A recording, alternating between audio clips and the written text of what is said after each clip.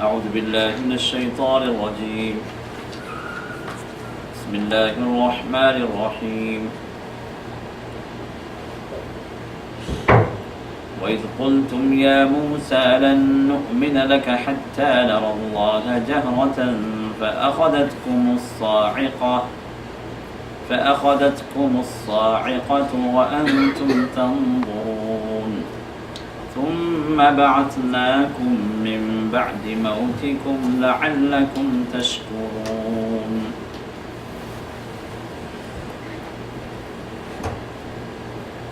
برادر اسلام، بزرگ العزیزو، معزز بھائیو، ان آیات کا تسلسل پچھلے آیات کے ساتھ چل رہا ہے. پچھلے درس میں آپ کے سامنے جو آیات پیش ہوئی تھیں اس میں اس بات کا ذکر آ چکا ہے کہ موسیٰ علیہ السلام کو جب اللہ تعالیٰ نے توریت عطا فرمائی اور اس کو لے کر جو موسیٰ اپنے قوم کی طرف واپس ہوئے تو قوم ایک عظیم فتنے میں مبتلا ہو چکی تھی. وہ تھی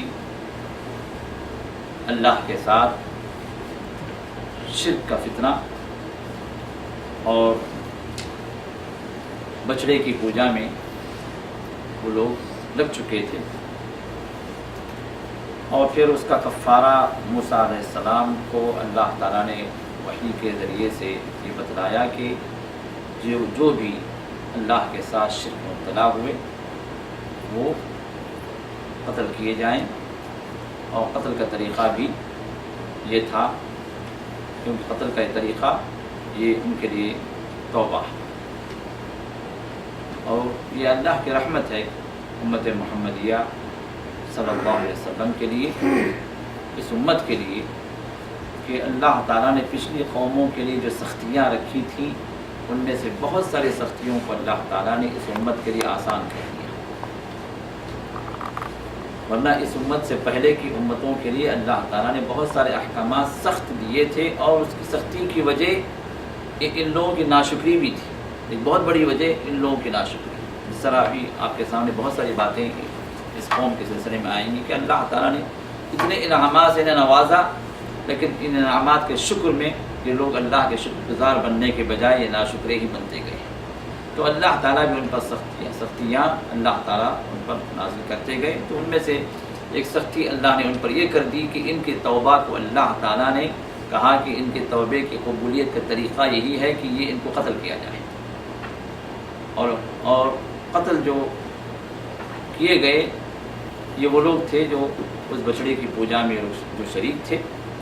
اور قتل کرنے والے، بعض روایات میں بات آتی ہے کہ قتل کرنے والے وہ لوگ تھے جنہوں نے اس پوجا میں حصہ نہیں لیا، کہ اللہ کے ساتھ شرک انہوں نے نہیں کیا، اللہ کے توحید پر قائم تھے.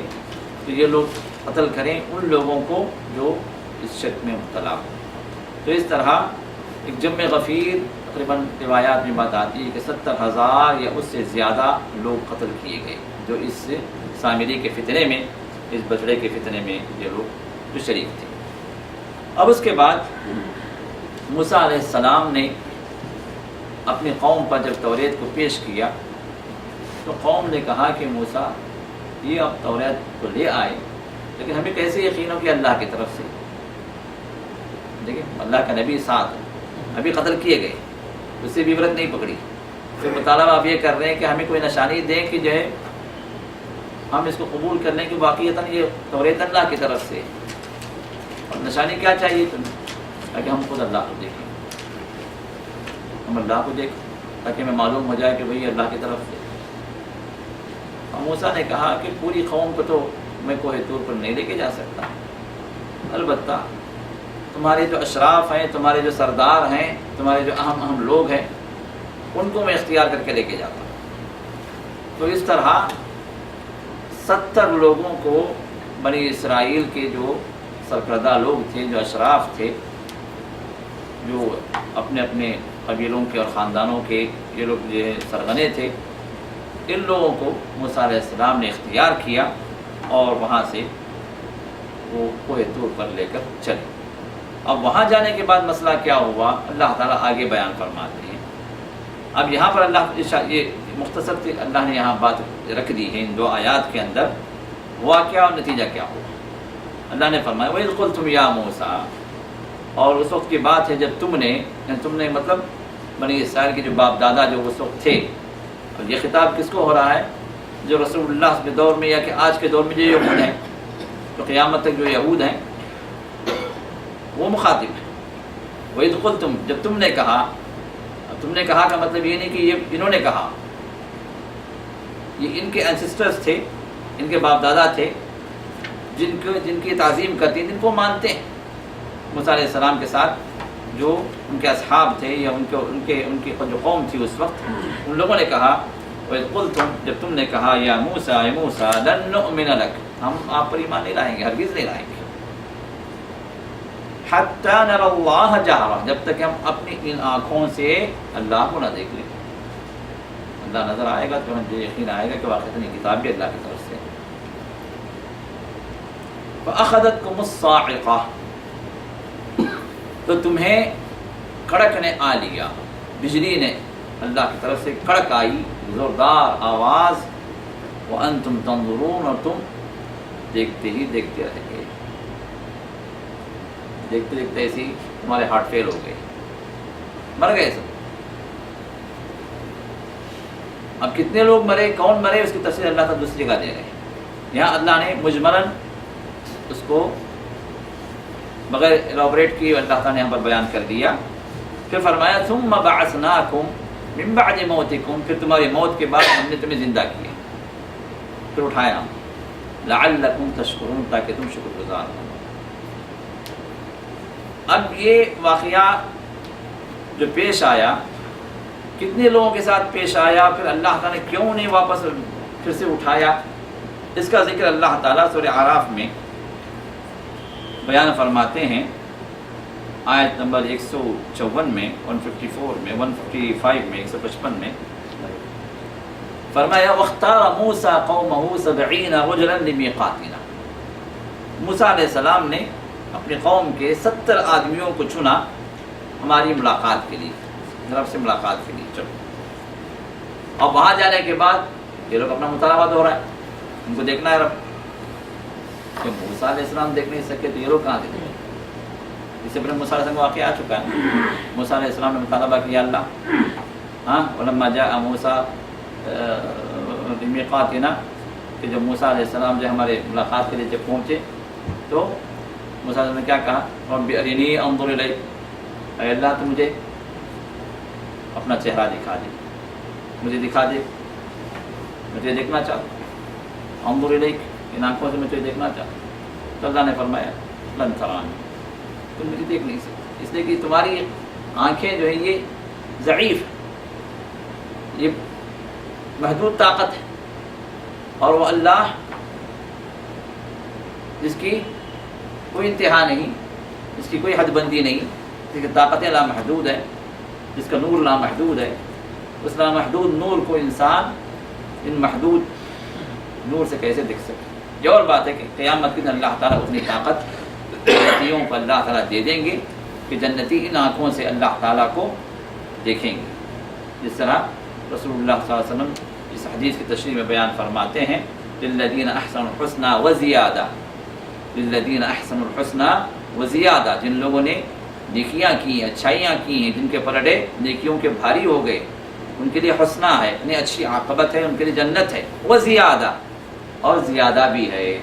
اور زیادہ کی تفسیر میں محمد رسول اللہ صلی اللہ علیہ وسلم جو بات مروی ہے وہ یہ کہ وہ زیادہ یہ ہے کہ اللہ تعالیٰ جنتیوں کو جنت میں نعمتوں سے سرفراز کرنے کے بعد اللہ تعالیٰ ان سے پوچھیں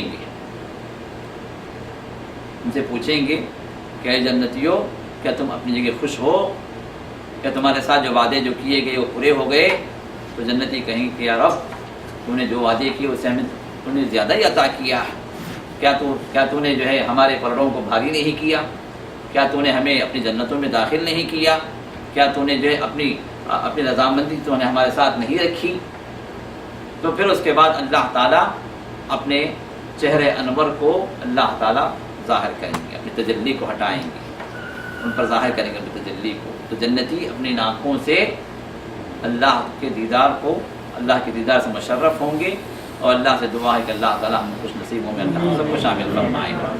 اور پھر اس کے بعد اللہ تعالیٰ ایک اور چیز جو انہیں عطا کریں گے، جو اس رویت سے بھی ایک اور آگے کی بات ہے، وہ یہ کہ اللہ تعالیٰ ان سے فرمائیں گے کہ اے میرے بندو، آج میں تمہیں وہ نعمت عطا کروں گا جو ان تمام نعمتوں سے زیادہ ہوگی. اور وہ نعمت یہ ہے کہ آج کے بعد میں تم سے کبھی ناراض نہیں ہوں اور میری رضامندی تمہارے ساتھ ہمیشہ رہے گی. یہ اللہ تعالیٰ کی ہمیشہ کی رضامندی ان اہل جنت کے ساتھ ہوگی، جو سب سے بڑی عظیم نعمت ہوگی جنتیوں کے لیے.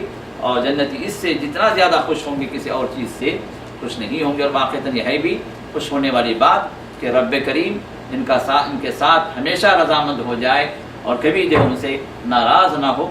تو یہ وہ عظیم نعمت ہے جو رویت کے ساتھ انہیں ملے گی.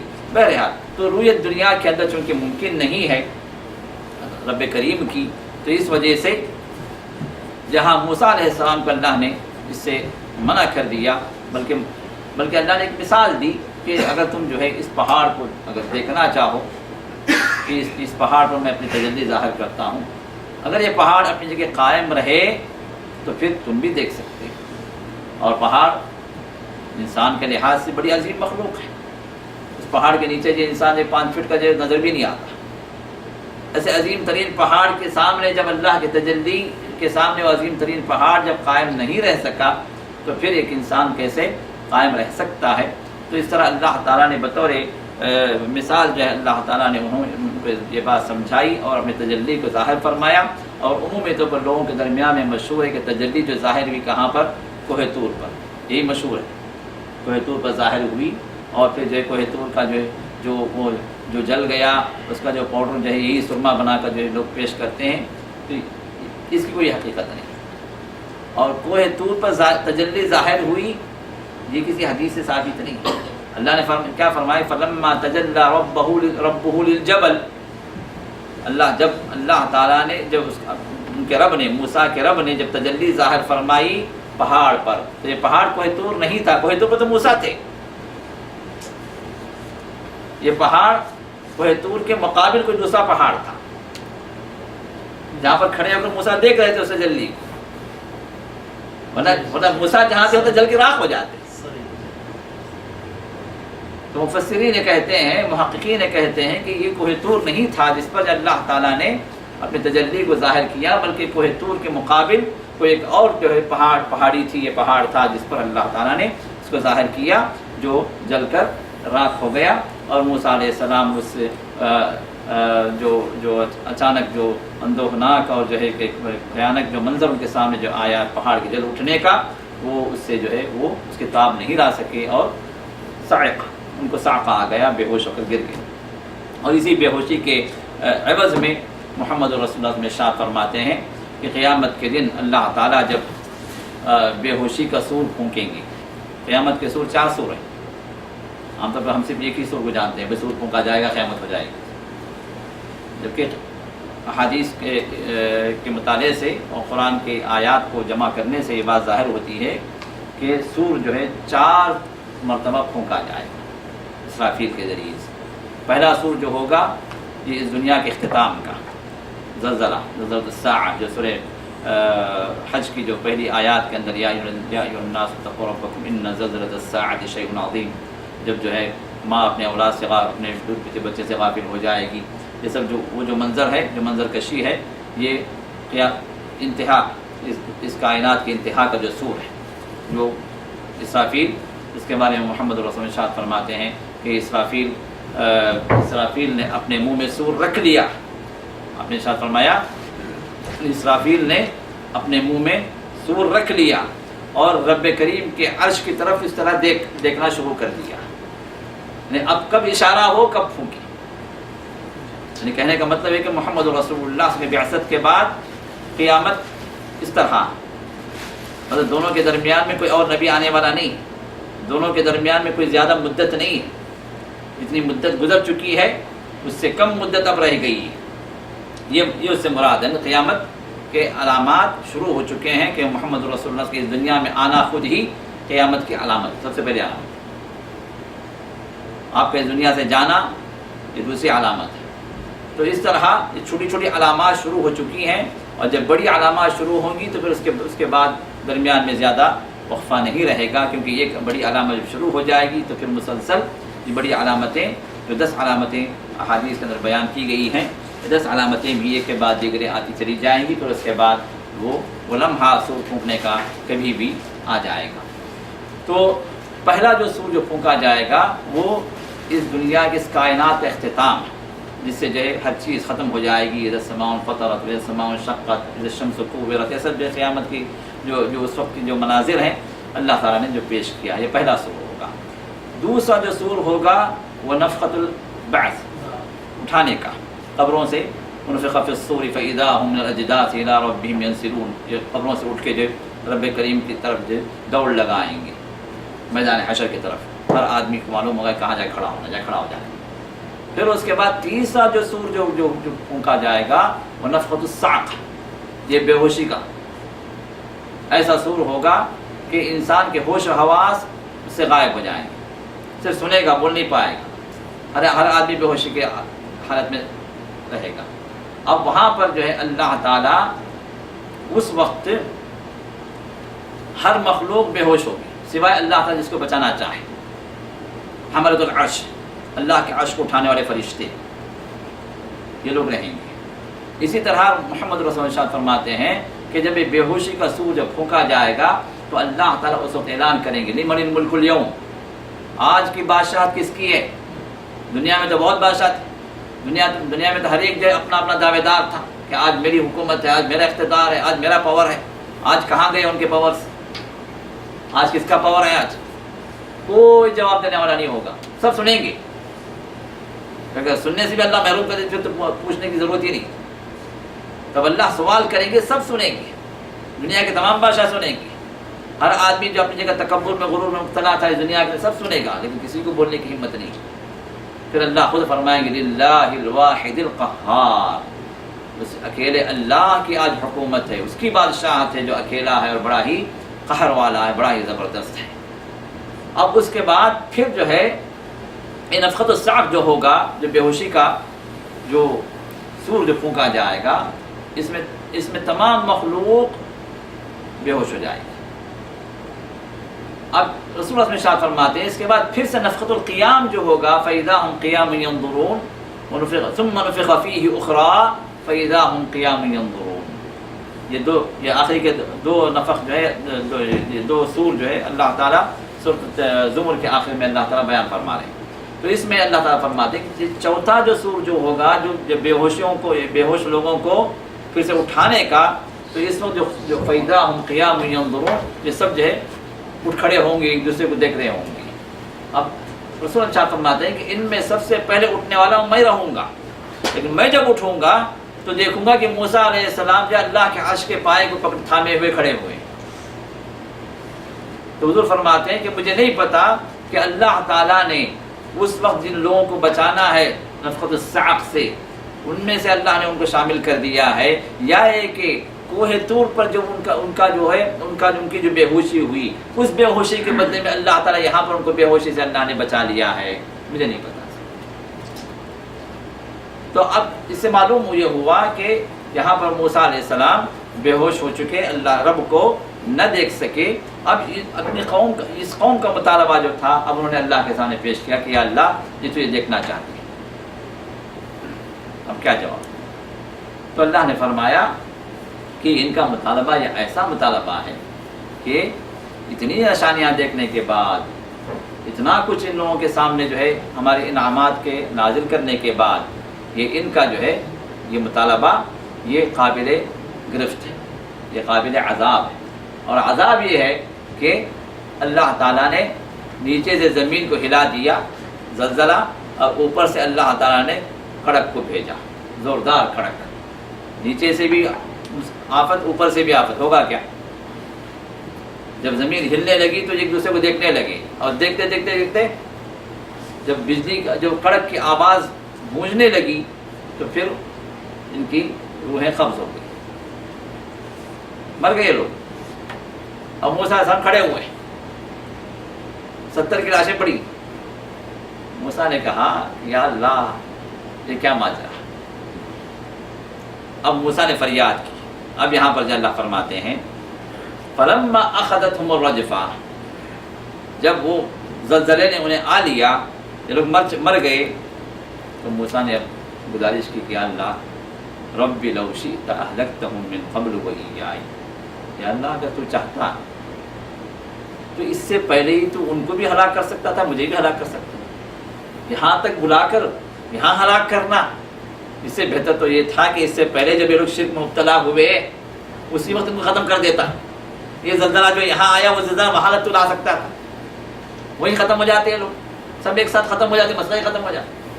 اب ان میں سے چند جو اہم لوگ ہیں ان کو میں لے کر ادھر آیا ہوں، اور یہ 70 کے 70 ختم ہو گئے تو قوم چھوڑے گی مجھے؟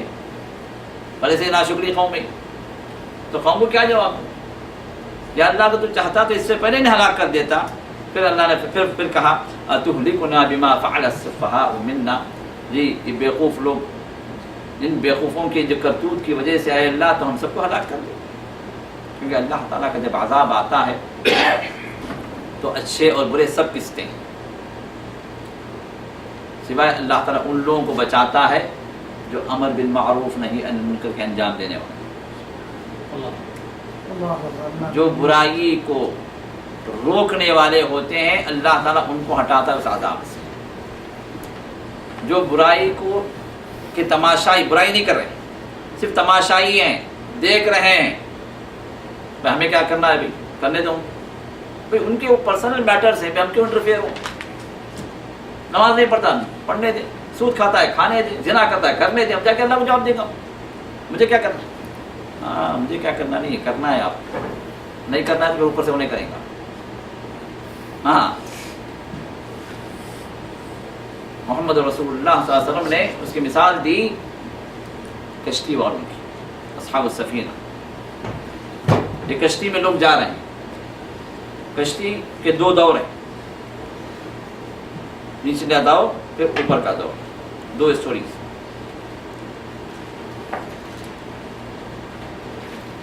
اوپر والے پانی کے لیے، نیچے والے پانی کے لیے اوپر آتے ہیں، ڈیک پر آ کر جو ہے اوپر سے پانی لے کر جاتے ہیں. ابھی بار بار جب آنا جانا تنگ ہو رہا ہے تو ابھی نیچے والوں نے سوچا کہ بھائی پریشانی کیوں، ان کو خواہ تکلیف کیوں دے رہی ہیں ان لوگوں کو. اس سے بہتر یہ ہے کہ ہم جو ہے نیچے سے ایک سوراخ کریں، ہاں ایک تختہ اکھیڑیں اور پانی جو ہے اسے نیچے سے لے لیں، تو ان کے لیے بھی پریشانی نہیں ہوگی، ہمارے لیے بھی آسانی ہو جائے گی. اب وہ لوگ نیچے سے پانی لینے کی کوشش کرنے لگے اور اوپر والے دیکھتے بیٹھے رہے تو ہوگا کیا؟ اگر وہ لوگ نہ روکیں ان کی حرکت کو تو وہ بھی ڈوبیں گے، یہ بھی ڈوبیں گے، سب کو لے کر ڈوبیں گے. اگر ان کو روکیں گے تو وہ بھی بچیں گے، یہ بھی بچیں گے. تو محمد رسول اللہ نے مثال دی کہ برائی کو اگر نہ روکا جائے تو اللہ جو عذاب جو بھیجیں گے، جو برائی کرنے والے ہیں وہ بھی اللہ کے عذاب میں گرفتار ہوں گے، اور جو تماشائی ہیں، جو خاموشی جنہوں نے اختیار کر رکھی تھی، وہ بھی اس عذاب میں گرفتار ہوں گے. بچیں گے صرف وہ جو اس برائی سے لوگوں کو روکتے تھے. تو امر بالمعروف نہی عن المنکر، بھلائی کا حکم دینا، برائی سے روکنا، یہ اللہ کے عذاب سے سیفٹی گارڈ ہے، یہ امان. اور اگر یہ ختم اگر ہو جائے تو پھر اللہ کا عذاب جب آئے گا تو سب کو لے کر ڈوبے گا. تو اب یہاں پر موسیٰ علیہ السلام نے کہا اتہلکنا بما فعل السفہاء منا، اے اللہ ہمارے چند بیوقوفوں کی جو حرکت تھی، ان کا جو مطالبہ تھا، اس کی وجہ سے اے اللہ تو سب کو ہلاک کر. سب نے مطالبہ نہیں کیا، ان میں سے کچھ نے مطالبہ کیا تھا. جب عذاب آیا تو سب ختم ہو گئے.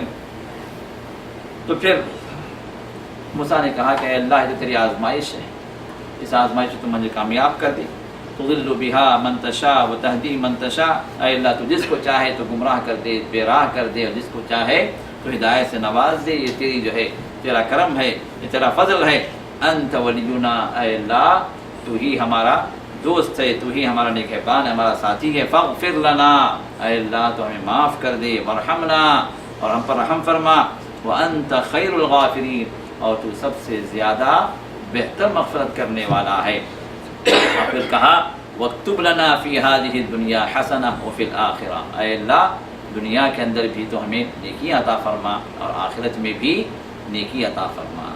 اور یہ اتنی جامع دعا ہے کہ اللہ تعالیٰ نے امت مسلمہ کے لیے اللہ نے یہ دعا رکھ دی کہ تم اس کو مانگو، اور محمد رسول اللہ صلی اللہ علیہ وسلم بھی اس دعا کو مانگا کرتے تھے کہ دنیا میں بھی نیکی، دنیا میں بھی بھلائی، اور آخرت میں بھی بھلائی۔ اور وہ دعا کیا ہے؟ ربنا آتنا فی الدنیا حسنہ وفی الآخرۃ حسنہ وقنا عذاب النار۔ بڑی جامع دعا ہے۔ اس ایک دعا کو بھی انسان اگر مانگتا رہے تو اور دعاؤں کو مانگنے کی ضرورت نہیں ہے، اس کو کافی ہے، اس کے اندر سب چیزیں شامل ہوگی۔ ربنا آتنا فی الدنیا حسنہ، اے اللہ تو دنیا میں بھلائی عطا کر۔ کون سی بھلائی؟ حسنہ، ہر چیز میں بھلائی، ہر چیز میں حسن، ہر چیز میں بہتری۔ ہاں، ماں میں بہتری، بیوی میں بہتری، اولاد میں بہتری، اس کے کام میں بہتری، اس کے صحت میں بہتری، ہاں جتنے دنیاوی معاملات ہیں سب میں بہتری۔ اور پھر آخرت حسنہ، اور وہاں پر بھی بہتر زندگی۔ اور بہتر زندگی اگر مانگنے کے بعد اللہ تعالیٰ اس کو جہنم میں بھیجے گا، بہتر زندگی مانگنے کے بعد اللہ اس کو عذاب دے گا، بہتر زندگی مانگنے کے بعد اللہ تعالیٰ وہاں پر اس کو پریشان رکھے گا۔ حسن، بہتر زندگی، اور پھر آخرت حسنہ، اور اسی حسنہ سے اللہ تعالیٰ نے جنت کا نام حسنہ رکھا۔ جو آیت میں نے پڑھی، للذین احسنوا الحسنى، للذین احسنوا الحسنى، جنہوں نے حسن کیا، نیکی کی، ان کے لیے حسن کی جگہ ہے، بہتر جگہ ہے، اور وہ ہے جنت۔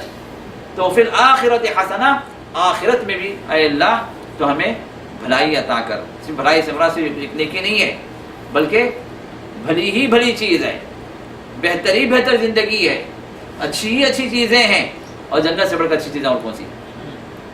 اور پھر اس کے بعد وقینا عذاب النار، اے اللہ تو ہمیں جہنم کے عذاب سے بچا لے۔